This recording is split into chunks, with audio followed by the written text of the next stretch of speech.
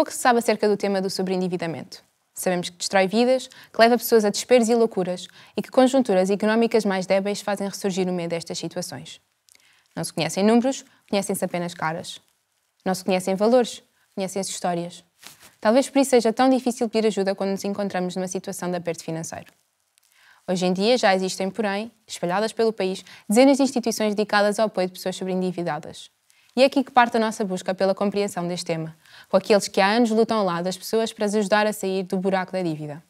No Concelho de Cascais, falar sobre o combate ao sobreendividamento é falar sobre o trabalho do Gabinete Dívida Zero. Este gabinete foi criado pela ABLA, Associação de Beneficência Luso-Alemã, e é apoiado pela Câmara Municipal. Ao longo de 14 anos já atendeu mais de 1.300 famílias, muitas das quais, após grande esforço, conseguiram ultrapassar as suas dificuldades financeiras.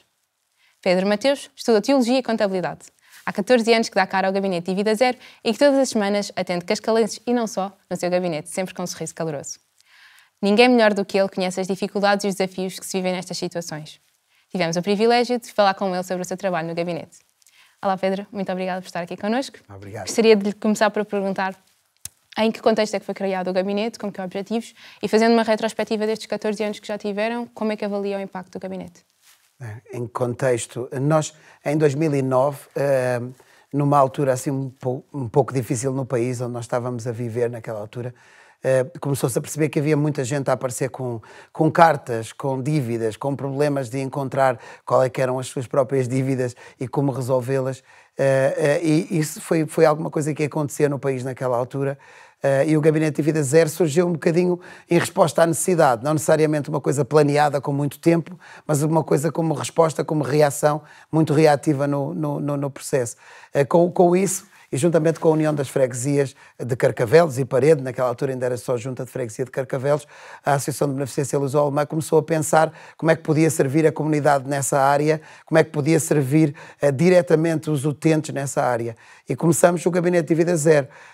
O gabinete veio para tentar acompanhar as pessoas, acompanhar as famílias, como uma resposta social, como um apoio financeiro direto, não necessariamente em termos de género, em dinheiro, mas um apoio em ajudar as famílias a tentarem negociar. E o impacto até hoje, eu acredito que 1.300 famílias, um pouco mais do que isso, são um bom número para responder no impacto que o Gabinete Dívida Zero tem. Nós queremos muito fazer a diferença na vida das pessoas. Queremos muito fazer com que as pessoas em Carcavelos, em Cascais, em Portugal e no mundo, porque nós atendemos muitos portugueses no mundo que nos telefonam e fazem zooms, elas possam sentir que não estão sozinhas e que somos vários a puxar pela mesma carroça. E é isso mesmo que o Gabinete Dívida Zero existe. É para isso que existe e por isso é que nós estamos aqui. Que tipo de pessoas vos procuram? Notam algum padrão? São mais homens, são mais mulheres, são pessoas mais novas, pessoas mais velhas? Essa é uma pergunta que não tem uma resposta direta, porque nós não sabemos bem que tipo de pessoas, nós não conseguimos encontrar padrões, que tipo de pessoas é que nos procuram. Por exemplo, os gabinetes do rendimento social de inserção ou gabinetes de apoio social encaminham-nos famílias, mas também é verdade que famílias que têm salários bons e que estão no mercado e que os dois trabalham também nos procuram. Acho que a fase da vida e momentos da vida, episódios da vida podem mudar completamente a forma de se olhar para as dívidas, olhar para as despesas na própria casa e podem mudar um bocadinho as próprias famílias em si. E elas procuram-nos de vários quadrantes, com situações diferentes. E há pessoas que nos procuram somente por causa de dúvidas, de dívidas.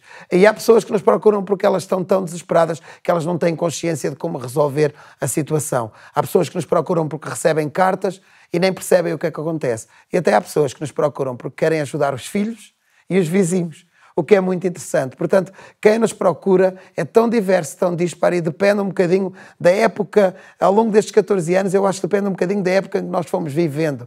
Houve anos onde a procura era muito mais da questão da ação social e a procura de pessoas que estavam carenciadas, literalmente, e houve anos onde a procura era de pessoas que estavam extremamente estabilizadas e que até têm casa própria. Então isso depende muito. Por isso é que estamos aqui também, porque queremos dizer a todos que todos têm a oportunidade de serem atendidas e de serem cuidadas, mas também de nos ajudarem a tentarmos irmos mais longe e ajudarmos uma sociedade melhor, não é? Que é o que queremos. Claro. E quando as pessoas chegam a vocês, quais é que são os primeiros passos? Como é que vocês partem mesmo para a ação? O que é que fazem? Quando as pessoas chegam a nós tentamos perceber o que é que realmente as fez chegar lá ao gabinete e fazê-las sentir em casa. Como é que elas se podem sentir em casa? Como é que elas se podem sentir confortáveis para abrir o coração? É muito interessante porque muitas das vezes, ao longo de 2, 3, 4 sessões, é que nós começamos a perceber realmente a natureza, o que está por trás daquela pessoa, o que a fez chegar àquele momento e o desespero ou não na procura. Portanto, essa é uma primeira abordagem que fazemos. Talvez o importante é compreender a natureza das dívidas, depois de compreendermos a natureza das dívidas, ajudarmos as pessoas a negociá-las, para poderem estabilizar o seu orçamento familiar, que é outra fase, e por fim, como é que nós podemos ajudar as pessoas a mudarem o comportamento. Este acaba por ser a nossa ação no Gabinete Dívida Zero. Há pouco estava a dizer que a procura pelo vosso gabinete vai mudando e já mudou bastante consoante as épocas que também se atravessavam no país e em Cascais. Nota que existe alguma diferença agora com a nova conjuntura de taxas de juros bastante elevadas? Já notaram maior procura no gabinete? Quando o gabinete começou, as taxas de juros também eram elevadas. Isto aqui porque parece há muito tempo, mas são 14 anos e em 14 anos houve tantas mudanças. Tivemos de tudo, até em termos políticos em Portugal e de tudo até em termos de situação socioeconómica. E passamos por um Covid, não é? E a procura, ela varia porque é verdade que as pessoas também elas mudam. Por exemplo, houve anos onde as pessoas chegavam carregadas de dívidas e a própria casa que elas tinham hipotecado ao banco valia muito menos do que elas deviam naquela altura. Houve alturas onde era exatamente o oposto e talvez a solução da pessoa fosse vender a casa. Mas já viram como é que isto funciona em termos familiares?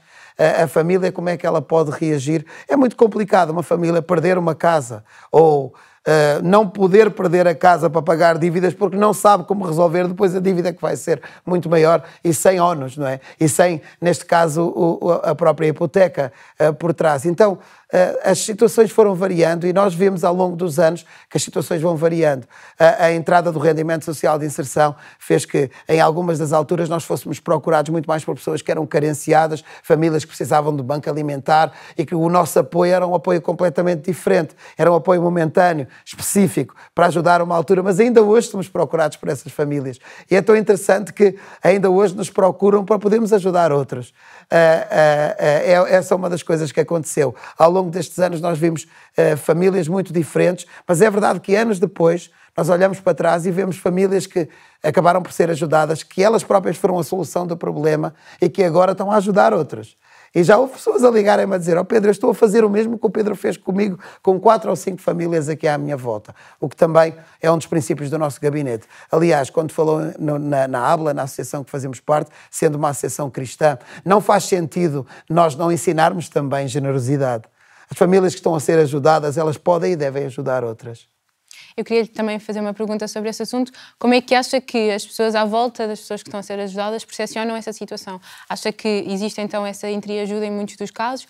Ou existe ainda muita gente que tenta esconder, mesmo os casos das famílias, dos amigos, dos vizinhos, que tenta esconder estas situações?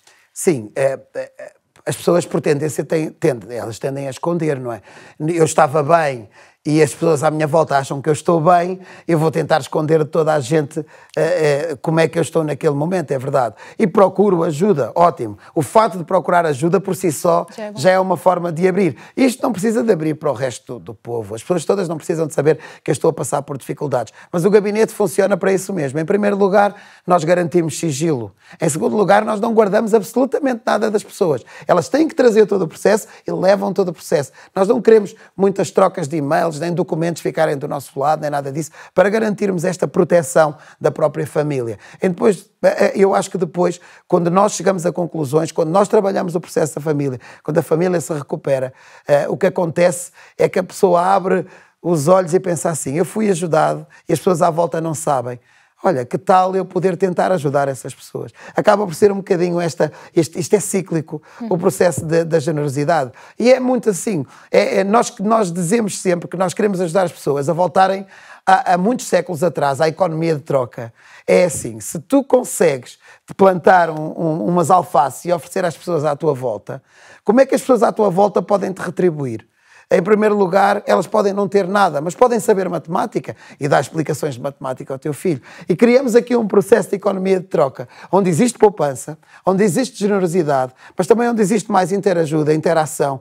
E as pessoas depois começam a ter mais à vontade para abrir o coração. Nós sentimos isso. Porque é que ao final da quarta consulta, do quarto atendimento, a pessoa, ou do quinto, ou do sexto, ou do décimo, a pessoa começa a abrir o coração e a dizer, olha, o problema não é bem assim. Eu passei por um problema de adição lá atrás, ou eu tenho uma situação específica que eu nunca combati. Há dias teve uma pessoa que chegou perto de mim e disse, olha Pedro, na realidade eu tenho um problema de jogo. E eu sempre escondi isto de toda a gente, inclusivamente da minha mulher. Então vamos começar a tratar, olha, talvez seja bom tu abrires o jogo lá em casa, talvez seja bom vocês voltarem todos aqui, talvez seja bom começarmos a fazer parte do processo, talvez seja bom encontrar uma psicóloga, um psicólogo que te possa ajudar, ou algum apoio jurídico que podemos pedir à Segurança Social, que demora algum tempo, mas vamos encontrá-lo. Então, isto acaba por ser um processo Nós queremos criar uma economia de troca e uma economia de generosidade que possa fazer a diferença na sociedade. É isso que queremos. Pedro, como é que acha que a falta de literacia financeira das pessoas causa, em parte, estas situações? E como é que depois também dificulta quem está a tentar ajudar? O facto das pessoas não conseguirem compreender alguns conceitos? Ok, por isso é que eu digo que a primeira fase real é ajudar as famílias a compreenderem a natureza do endividamento. Essa é a fase mais dura. Essa é a fase mais difícil de compreender. Isso envolve telefonemas, envolve ter que ver contratos, envolve ter que estamos envolvidos em muitas outras áreas que as pessoas não estavam minimamente preparadas. Sabem, não sei se eu pelo menos eu tenho a sensação disto, nós não guardamos os contratos que assinamos, nós não guardamos o porquê que nós precisamos daquele cartão de crédito há 20 anos atrás e tudo isso. Então é importante talvez irmos um bocadinho atrás, esmiuçarmos um bocadinho onde é que as pessoas chegaram. E isso eu acho que é a questão da literacia financeira que faz todo sentido. Vamos ler as letras pequenas. Vamos compreender aqueles anúncios muito rápidos que passam na rádio ou na televisão. E vamos tentar compreender o porquê disso. Acho que a literacia financeira ajuda muito as famílias a compreenderem que juros compostos são diferentes de juros simples, por exemplo. Como é que é um conceito tão básico, mas é um conceito tão difícil de compreender, mas tão importante. Se eu estou a pagar 10% de uma coisa, eu não vou pagar 10% ao fim de um ano. Não é assim, as coisas não funcionam dessa forma. Nós temos que potencializar e pensar nos anos todos da vida do crédito e nós temos que compreender como é que isso funciona. Também a questão dos juros irem descendo. Começamos a pagar mais, começamos a pagar menos, ou pagamos menos no final, finalizamos a pagar menos. Como é que nós ajudamos as famílias nisso? A literacia financeira faz muito e as formações no combate à iliteracia fazem todo o sentido. E fazem todo o sentido para ajudar as famílias a chegarem a esse ponto, a chegarem lá. Mas sabem, talvez a iliteracia financeira e o combate à iliteracia financeira seja uma parte da solução do processo. A questão de mudanças de comportamentos são uma parte muito importante. É assim, eu posso saber tudo, mas se eu não faço, é tão simples quanto isto. Eu sei que beber 2 litros de água por dia faz bem. Mas será que eu tenho sempre a água perto de mim? Então, como é que nós vamos fazer isso? Eu acho que é a mesma solução. E nós queremos chegar à questão dos comportamentos. Aliás, porque nós achamos que as pessoas todas têm direito a segundas oportunidades, que as pessoas têm direito todas a dar a volta à vida, que as famílias têm direito a um refresh. E como tal, nós temos que trabalhar todas as áreas dos comportamentos são extremamente importantes. Pedro, pergunta difícil. O que é que determina se um caso é possível de ser resolvido ou não? O que é que determina se um caso pode ser resolvido ou não? Ok. Nós temos um chavão no gabinete. Não é um chavão, é um princípio de vida, é um princípio de mudança de vida também. Nós acreditamos que todas as pessoas têm o direito de ouvir esta frase, que é: eu não vou desistir de si. Nós não queremos desistir de ninguém. A solução pode ser impossível ou parecer impossível, mas nós não desistimos dela. E a partir do momento que alguém começa a abrir o coração, os 100% que estão de peso daquele lado passam a ser só 80% e há alguém que tem 20%. E quando as pessoas começam a perceber isso, elas começam a sentir alguma coisa que às vezes não sentem, não é? Que é, nós não estamos sozinhos, nós começamos a pedir ajuda. E aquele processo de ajuda pode ser um processo que depois vai se alargando à rede social da própria pessoa. E a pessoa começa a perceber que pode encontrar soluções. É claro que não há soluções impossíveis, não há casos impossíveis em Portugal. Claro que não. Existe a insolvência pessoal, existe a negociação bancária, se for possível. Existe o tentar ir até ao limite. As pessoas não são presas necessariamente porque têm dívidas. Então, como é que nós podemos ajudar a solucionar estas questões, tendo em conta que há algumas soluções, mas mesmo quando parece que não há solução, há alguém que diga: eu não vou desistir de si. Eu acho que isso muda o paradigma. Eu acho que faz com que a pessoa comece a olhar para a vida de outra forma. E agora imaginem quando nós influenciamos não só uma pessoa, mas as 5 lá em casa. Como é que isso pode ser? O tal sorriso caloroso que a família começa a ter que não tinha. Porque é isso que nós queremos. Nós queremos mostrar às pessoas que todos têm direito a ter esperança, todos têm direito a ter uma segunda oportunidade, mas o que é verdade é que todos também têm o direito a tentar dizer e decidir e assumir: eu não vou querer falhar outra vez nesta área. Então vamos tentar ajudar neste processo de mudanças de comportamento. Mais uma vez, eu repito, eu acredito que isto é um princípio de vida na instituição que nós trabalhamos, é um princípio de vida na minha própria vida, porque eu próprio passei por fases de mudança, de transformação, eu próprio passei por uma situação de sobreendividamento e eu próprio compreendi que se eu não tivesse tido pessoas ao meu lado a caminhar, eu nunca chegaria a tentar resolucionar esse problema ou a resolver o problema como aconteceu.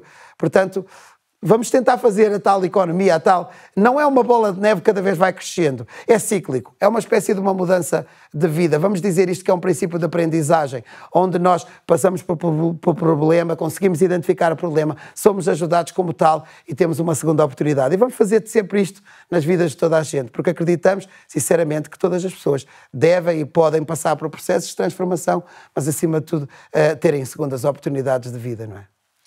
Pedro, sabemos que o problema do endividamento é um problema geral do país, não só aqui das pessoas que são atendidas no vosso gabinete. O que é que acha que falta para solucionarmos este problema em Portugal ou para o combatermos? Acha que faltam mecanismos legais ou acha que é uma questão de maior informação, de maior sensibilização da população, maior literacia financeira, no fundo? Pois, nós falamos em mudanças de comportamentos, não é? Nós próprios temos isso na nossa sociedade. Basta ver o nosso orçamento de Estado e nós percebemos o que é o sobreendividamento. Começa pelos nossos próprios governantes. É muito complicado. É verdade que nós estamos num país onde é sempre muito difícil nós lutarmos contra a questão das contas. As contas são sempre complicadas. As contas começando pelo próprio orçamento de Estado e continuando nos orçamentos das nossas próprias casas. Olhamos para tudo que é sociedade. Os clubes de futebol que nós estamos sempre a olhar têm problemas financeiros, os bancos têm sempre problemas financeiros e depois dão lucros. É sempre assim. A questão do endividamento é uma questão que é muito comum e muitas das pessoas chegam perto de nós e dizem assim: então, mas se eles devem, eu também posso dever, o que não é a mesma coisa, porque há muita gente que pode dever dinheiro. Eu, por exemplo, acho saudável dever-se dinheiro de uma casa. Estamos a pagar uma hipoteca, estamos a pagar todos os meses e pode ser extremamente equilibrado na nossa casa pagarmos todos os meses aquilo. E aquilo pode fazer parte de uma família saudável ter endividamento. O problema do sobreendividamento é que é a questão. E eu acho que isso, em primeiro lugar, tem que começar na cabeça das pessoas a perceber: isto não é bom. A segunda coisa é, nós temos que ter cuidado quando nos oferecem a qualquer altura, a qualquer momento, créditos. Houve altura que os créditos eram feitos por SMS. Ou à porta de um supermercado. É muito complicado. Nós temos que ter muito cuidado quando nos oferecem créditos, porque todos nós precisamos de dinheiro. Olha, quer 500 euros, quer 1000 euros, quer 5000 euros. Claro que eu quero. Agora, o que é que isso vai custar? Muda. O combate à iliteracia financeira, as formações fazem todo sentido, mas a consciencialização própria também faz todo sentido. Daí estamos a falar da questão dos comportamentos. Portanto, acho que no ar paira muitas das vezes a sensação de que estamos imunes, é fácil, ok, podemos dever dinheiro porque toda a gente deve. E na realidade é verdade. Todos nós passamos por situações difíceis na vida. Houve alturas na nossa vida onde as coisas foram complicadas e onde nós passamos por apertos. E como é que nós lidamos com eles? Às vezes com a ajuda dos outros, com a graça de Deus. Há muita gente a ajudar-nos e há muita gente à nossa volta, mas há quem não tem essas pessoas à volta. Mas é bom solucionar, é bom celebrar no final, e eu acho que as pessoas todas perceberem que este processo envolve 3 coisas. A primeira é que o fato de dever dinheiro não quer dizer que eu tenha que ficar para a vida toda a dever dinheiro. Portanto, dever dinheiro significa que eu tenho que pagar. É talvez a primeira coisa que nós temos que ensinar. Deves dinheiro? Tudo bem, mas ele é para pagar, não é para ficar ali a dever. Porque o problema dos cartões de crédito é um bocado esse. É que eu devo dinheiro para a vida toda. Eu só pago o mínimo possível, só estou a pagar os juros. Talvez a segunda coisa é, eu devo mudar o comportamento, eu devo mudar a minha casa, perceber onde é que eu posso cortar, não cortar, perceber o que é que eu posso fazer ou não fazer e o que é uma dívida saudável ou não, ou sustentável ou não. E em terceiro lugar, vamos tentar colocar-nos no lugar dos outros e tentar perceber que as pessoas sofrem quando passam por sobreendividamento. Nós também vamos sofrer se passarmos pelo mesmo. Temos que ter empatia com as pessoas, mas tentar dizer a elas que a solução começa quando as pessoas começam a pagá-las, começam a negociar. E isso aí é uma coisa que faz todo sentido. E depois, no fim, celebrar. Eu tenho um caso no gabinete, eu vou contar muito rapidamente, claro, de alguém que nós ajudamos a pessoa a resolver a situação. Ela própria foi a solução do problema. Passados 4 anos, tudo foi resolvido. E ela própria diz, nós não tivemos tempo suficiente para celebrar. 4 anos depois voltou a procurar-nos. Porque não resolveram a questão do comportamento, resolveram o momento da dívida. A dívida foi a zero outra vez. Mas o comportamento não foi resolvido. Não houve celebração. E quando há celebração, o que é que nós fazemos da celebração? Olhamos para o passado e dizemos, nós não queremos ser iguais. Nós queremos esta fase. Então, eu acho que a celebração também faz sentido. Nós fazemos uma cerimónia assim, uma grande festa. As pessoas dizem sempre que trazem uma garrafa de champanhe. Eu nunca vi, mas eu estou à espera que me tragam. Em 1.300 famílias, se alguém tiver a ver, não se esqueçam de trazer. Pedro, aqui tendo já conhecido um pouco o nosso projeto Finanças para Todos, que pretende dar mais conhecimentos às pessoas sobre o tema da literacia financeira, como é que acha que projetos como este podem fazer a diferença? Como é que acha que o maior conhecimento pode evitar o sobreendividamento e pode também, quem está nele, superá-lo? Ok, eu quero elogiar-vos porque eu acho que faz todo sentido o vosso projeto. Mas elogiar-vos por uma ótica que é os meus olhos, não é? Cada um de nós tem as lentes próprias como vê as coisas. Em primeiro lugar, porque vocês acabam por tirar dúvidas e ajudar as pessoas a compreenderem a natureza das mesmas. O que é uma dívida, o que é uma negociação, quais são os mecanismos de chegar à negociação. Muitas das vezes essas coisas não estão abertas ao público e lê-se nas letras pequeninas, naquelas que eu, que já preciso de óculos para ver ao perto, não consigo ler. Então, vocês fazem isso e de uma forma audível, de uma forma paciente e de uma forma demorada para que todos possam perceber as palavras por palavras, tudo isso. Portanto, eu elogio-vos nisso. Mas também o facto de vocês abrirem as portas a projetos práticos como o nosso. Porque, na realidade, as coisas podem ficar na teoria, temos que beber 2 litros de água por dia, mas não bebermos. Como é que nós vamos ajudar as pessoas a beber esses 2 litros? É que é dando uma garrafa de 2 litros todos os dias que a pessoa tem que encher. Como é que nós vamos fazer isso? E vocês estão a fazer isso também. Vocês estão a ensinar, mas vocês também estão a ajudar as pessoas a, na prática, elas próprias entrarem na própria família delas. A maior parte das pessoas acham todas muito bem as formações, as ações de sensibilização, os materiais. O problema é eles incorporarem-se na nossa vida. É a coisa de passar daqui para aqui.